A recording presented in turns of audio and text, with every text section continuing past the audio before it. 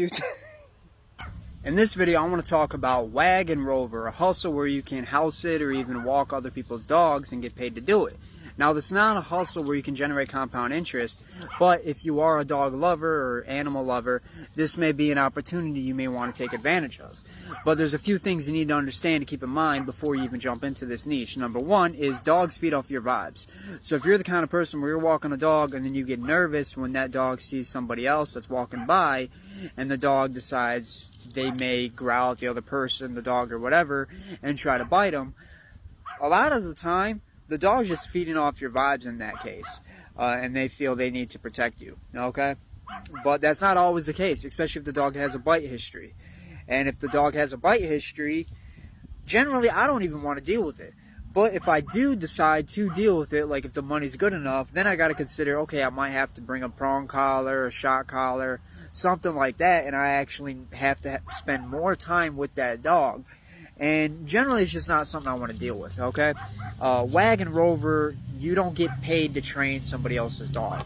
So that's something you need to be mindful of as well. Puppies, I had one client where the puppy had an issue just chewing on everything, which is common. And he was like, my dog's chewing on my shoes. I got to get the dog to stop. I'm like, do you have enough toys for the dog? He's like, yeah, but the dog doesn't grab the toys.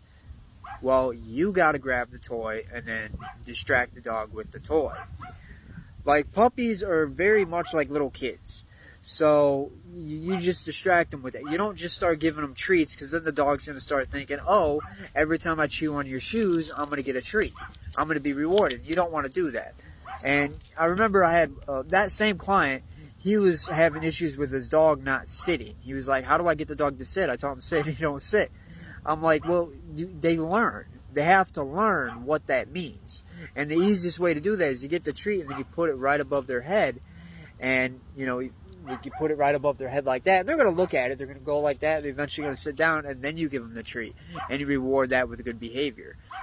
So it's a nice niche. It's a lovely niche.